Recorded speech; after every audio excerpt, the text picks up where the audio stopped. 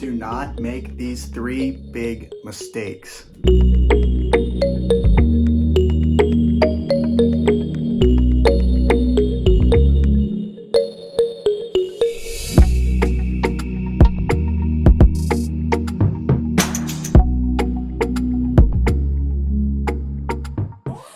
What's going on, guys? Welcome to the Movie Crew. If you're new here, hit that subscribe button. Also, if you enjoy this video and you find value, give it a like. And if you want to check out the gear that I use in my hunts, there'll be links in the description. So these are 3 big mistakes that I've seen and that I used to do, but you got to pay attention to these and you can't make these mistakes or it could cost you that buck of a lifetime. Big mistake number 1 is you're ignoring the wind direction. This is like the first thing I look at when choosing where to hunt and when I go hunting is the wind direction.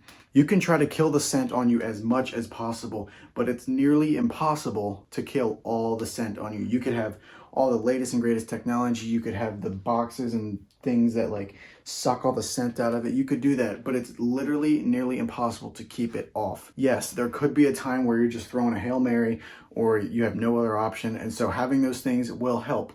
But if you have an option and if you can help it, you hunt the wind direction. Don't sit in the stand where your wind is blowing right into the bedding area where that 160-inch buck is bedded. Don't do that. That's just stupid. You're gonna blow him out of the county before you even realize he was there. So always hunt the wind direction. Always hunt where the wind is not gonna be ruining your hunt, where it's not gonna be blowing into deer. My second mistake is that you're not hunting at the right times. You may be getting into the stand too late. If it gets light at 6 o'clock and you're walking into the woods at 6:30, that's not a smart decision. If it's the middle of the rut and bucks are moving in the middle of the day and you decide not to sit all day, that might be a mistake. It may be peak of the rut or something and you go out into the woods at 4 o'clock in the evening, but that buck of the lifetime walked by at 2 o'clock. If you would have walked out at 1:30, you could have been there and intercepted him.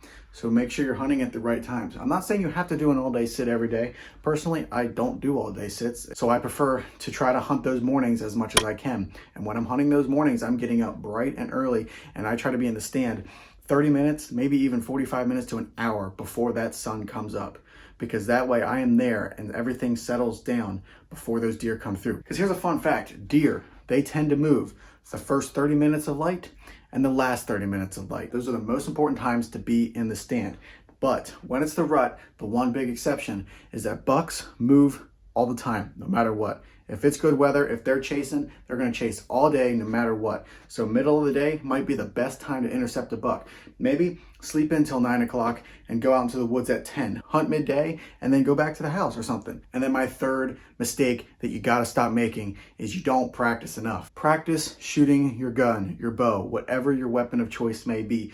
Practice shooting it. I can't tell you how many times I've seen YouTube videos or people who just can't shoot because they never practiced or they didn't sight their gun in or they had all summer to shoot their bow but they pull it out on October 1st and go out hunting on October 2nd, or it just hangs in the closet for 11 months out of the year, and then that one time when they go out hunting, never shot it, they just pull it out and they go out hunting. Have you heard the sound of a bow that hasn't been shot in a while? You pull the bow back and it's like making cracks. It's like Rice Krispie cereal pulling that thing back. It's kind of scary, honestly. It's just not, you don't want to deal with that. So for goodness sakes, just please go and practice shooting. That could be once a week, once a month, or maybe just going to the shooting range a week before you go out for opening day or something. Just make sure your gun's sighted in, make sure your bow is sighted in, make sure your equipment is working properly, and it'll be a big help come that crucial moment. Thank you guys for watching today's video. If you enjoyed it, give it a like. And like I said, if you want to check out the gear that I use, there'll be links in the description. Thank you guys for watching. See you in the next one.